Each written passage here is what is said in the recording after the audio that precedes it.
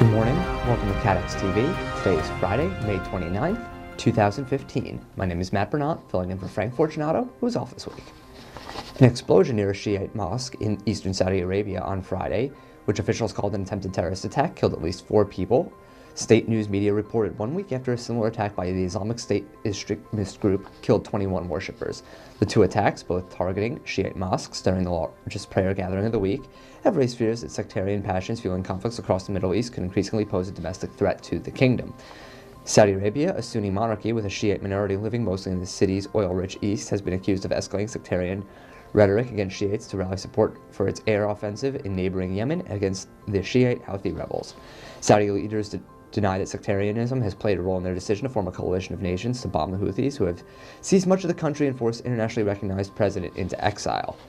But the country's powerful clerical establishment considers Shiite Islam a distortion of the Muslim faith, and Saudi Shiites are often accused of being loyal to the kingdom's regional rival, Iran.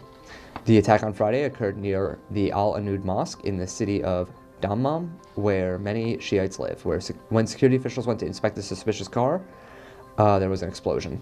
At least 4 people were killed, and one person is believed to have been the driver, including the person who is believed to have been the driver. It was unclear whether the car itself was equipped with explosives or was carrying a suicide bomber who intended to enter the mosque.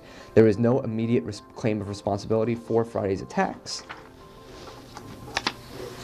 Saudi officials have blamed several other, mostly small-scale attacks in recent months on the Islamic State, only some of which the extremists have claimed.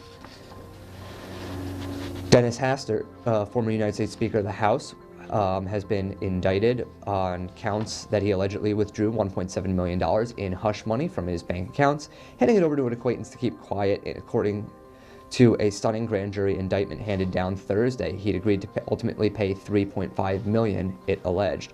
When the FBI got suspicious and asked Hastert if he made withdrawals as large as $50,000 because he didn't trust the banks, he allegedly lied, telling the feds, "Yeah, I kept the cash, that's what I'm doing." Once second in line to the presidency, Hastert, who's now 73 years old, now has an unwanted distinction.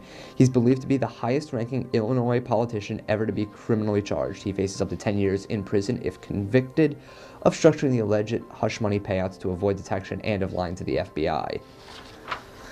His arraignment has not been scheduled, but authorities said the case has been assigned to U.S. District Judge Thomas Durkin. Neither Hastert nor his representatives could be reached for comment on Thursday. The indictment states that between June 2010 and April 2012, Hastert made 15 withdrawals of $50,000 from his bank account and gave the cash to an acquaintance named only as Individual A every 6 weeks. Bank employees began to question Hastert about the withdrawals in April 2012, and by federal law, those banks were required to file a currency transaction report for any transaction exceeding $10,000, according to the indictment. In July 2012, Hastert began withdrawing the cash in increments of less than $10,000, and he still gave the cash to Individual A in $50,000 increments. In all, the feds say he split up the withdrawal of $952,000 in cash to evade the bank's reporting requirements. The United States Geological Survey says a magnitude 6.7 earthquake has struck off the earthquake-prone coast of Alaska in the southwest. The quake occurred at 3 a.m. Eastern Time this morning, May 29, 2015. The epicenter is approximately 70 miles southeast of Ugashik, nearly 400 miles southwest of the largest city in Alaska, Anchorage. The earthquake center was estimated at 20 miles deep, and the Pacific Warning Center said that no tsunami was expected. There were no immediate reports of casualties or damage. 20 agencies are battling a brush fire spanning 350 acres on the west side of State Route 82 in Lehigh Acres, Florida. As of about 12 a.m. local time, about 90% of the fire was contained, according to the fire department in the area. Firefighters will work through the night to fight back the blaze on Friday, but authorities do not expect to have to evacuate anyone. One firefighter was injured but was treated in an area hospital and released. Investigators do not know what started the fire. As of now, there have been no delays at the airport, Southwest Florida International, which is a couple hundred yards away from where the fire is located. Lloyd's Performance Management Director Tom Bolt has sent out a missive to the market warning insurers not to take on United States cannabis exposure.